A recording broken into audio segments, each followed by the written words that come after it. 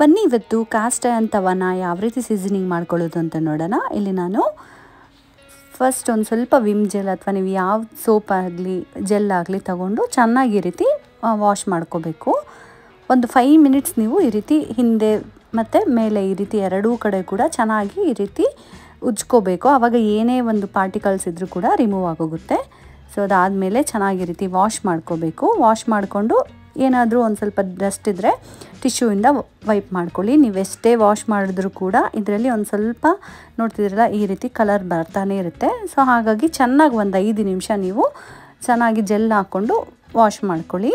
So ಇವಾಗ ಏನೂ ತೇವಾಂಶ ಇರಬಾರ್ದು, ಆ ರೀತಿ ಚೆನ್ನಾಗಿ ವೈಪ್ ಮಾಡಿಕೊಂಡು ಆಯಿಲ್ನ ಚೆನ್ನಾಗಿ ಈ ರೀತಿ ಹಿಂದೆ ಮುಂದೆ ಈ ರೀತಿ ಚೆನ್ನಾಗಿ ವೈಪ್ ಮಾಡಿ ಇಟ್ಕೋಬೇಕು. ಇವಾಗ ಗ್ಯಾಸ್ನ ಆನ್ ಮಾಡಿ 1-2 ನಿಮಿಷ ನೀವು ಮೀಡಿಯಮ್ ಫ್ಲೇಮಲ್ಲಿ ಹಾಗೆ ಬಿಟ್ಬಿಡಬೇಕು. ಹಾಗೆ ಒಂದು ಈರುಳ್ಳಿನ ಕಟ್ ಮಾಡಿ ಚೆನ್ನಾಗಿ ರಬ್ ಮಾಡಿದ್ರೆ ಈಸಿಯಾಗಿ ನಿಮಗೆ ನಾಳೆ ಬೆಳಗ್ಗೆ ಸೀಸನಿಂಗ್ ಮಾಡುವಾಗ ಈಸಿ ಆಗುತ್ತೆ.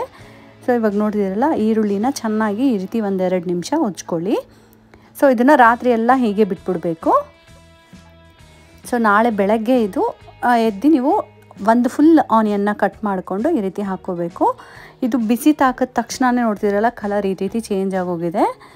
ಸೊ ಏನೂ ಪ್ರಾಬ್ಲಮ್ ಆಗೋಲ್ಲ, ದೋಸೆ ಚೆನ್ನಾಗೇ ಬಂತು, ಬಟ್ ಕಲರ್ ಮಾತ್ರ ಈ ರೀತಿ ಚೇಂಜ್ ಆಗೋಗಿದೆ. ಈರುಳ್ಳಿನ ಚೆನ್ನಾಗಿ ಬ್ರೌನ್ ಕಲರ್ ಬರೋ ತನಕನೂ ನೀವು ಈ ರೀತಿ ಫ್ರೈ ಮಾಡ್ಕೋಬೇಕು. ಮೀಡಿಯಮ್ ಫ್ಲೇಮ್ ಅಥವಾ ಲೋ ಫ್ಲೇಮಲ್ಲಿ ಇಟ್ಕೊಂಡು ಈವನ್ ಆಗಿ ಸ್ಪ್ರೆಡ್ ಮಾಡಿಕೊಂಡು ಈರುಳ್ಳಿನ ಈ ರೀತಿ ಫ್ರೈ ಮಾಡ್ಕೋಬೇಕು. ಆವಾಗ ನಿಮಗೆ ದೋಸೆ ಏನೂ ಅಂಟ್ಕೊಳ್ಳಲ್ಲ, ಈಸಿಯಾಗಿ ಬರುತ್ತೆ. ಸೊ ಈ ರೀತಿ ಬ್ರೌನ್ ಕಲರ್ ಆಗಿದೆ ಅಲ್ಲ, ಇವಾಗ ನಾವು ಇದನ್ನು ಸೈಡಿಗೆ ತಗೋಬೇಕು. ಸೈಡಿಗೆ ತಗೊಂಡು ಮತ್ತೊಂದು ಸರಿ ಈರುಳ್ಳಿ ಜೊತೆ ಚೆನ್ನಾಗಿ ಮಿಕ್ಸ್ ಮಾಡಿ ಈ ರೀತಿ ಚೆನ್ನಾಗಿ ರಬ್ ಮಾಡಬೇಕು ಈರುಳ್ಳಿನ, ಆವಾಗ ಈಸಿಯಾಗಿ ಬರುತ್ತೆ ದೋಸೆ. ಎಕ್ಸಸ್ ಆಯಿಲ್ ಏನಾದರೂ ಇದ್ದರೆ ಟಿಶ್ಯೂಯಿಂದ ವೈಪ್ ಮಾಡಿಕೊಂಡು ಈ ರೀತಿ ಈರುಳ್ಳಿಯಿಂದ ಚೆನ್ನಾಗಿ ಸ್ವಲ್ಪ ಪ್ರೆಸ್ ಮಾಡಿ ಉಜ್ಜಬೇಕು, ಆವಾಗ ದೋಸೆ ಈಸಿಯಾಗಿ ಬರುತ್ತೆ. ಸೊ ಇವಾಗ ದೋಸೆ ಹಿಟ್ಟನ್ನ ಈ ರೀತಿ ಹಾಕ್ಕೋಬೇಕು. ಸೊ ನಾರ್ಮಲ್ ನೀವು ತಿನ್ನೋ ದೋಸೆಗಿಂತ ಈ ಕಾಸ್ಟ್ ಐರನ್ ತವಾದಲ್ಲಿ ಮಾಡ್ಕೊಂಡು ತಿಂದರೆ ತುಂಬಾ ಕ್ರಿಸ್ಪಿಯಾಗಿರುತ್ತೆ, ಹಾಗೆ ಟೇಸ್ಟಿಯಾಗಿರುತ್ತೆ. ಸೊ ಇವಾಗ ಫಸ್ಟ್ 2 ದೋಸೆಗೆ ತುಂಬ ಎಣ್ಣೆ ಹಾಕ್ಕೋಬೇಕಾಗುತ್ತೆ, ಇಲ್ಲಾಂದರೆ ಸ್ವಲ್ಪ ಮೇಲೆ ಬರೋಕ್ಕೆ ಕಷ್ಟ ಆಗುತ್ತೆ. ಸೊ 1-2 ಟೀ ಸ್ಪೂನ್ ಆಗೋಷ್ಟು ಎಣ್ಣೆನ ಚೆನ್ನಾಗಿ ಎಂಡಿಂದ ಮಿಡಿಲ್ ತನಕನೂ ಹಾಕ್ಕೋಬೇಕು.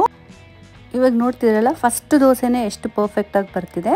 ಸೊ ನೀವು ಸೀಸನಿಂಗ್ ಚೆನ್ನಾಗಿ ಮಾಡಿಕೊಂಡ್ರೆ ದೋಸೆ ಕೂಡ ತುಂಬಾ ಚೆನ್ನಾಗಿ ಕ್ರಿಸ್ಪಿಯಾಗಿ ಬರುತ್ತೆ.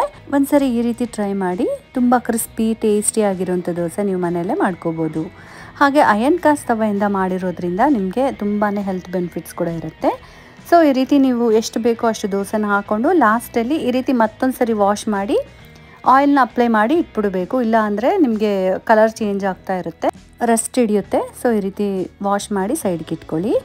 ಸೊ ಈ ಸೀಸನಿಂಗ್ ನಿಮ್ಗೆ ಇಷ್ಟ ಆದರೆ ಲೈಕ್ ಮಾಡಿ, ಶೇರ್ ಮಾಡಿ, ಸಬ್ಸ್ಕ್ರೈಬ್ ಮಾಡಿ. Thank you.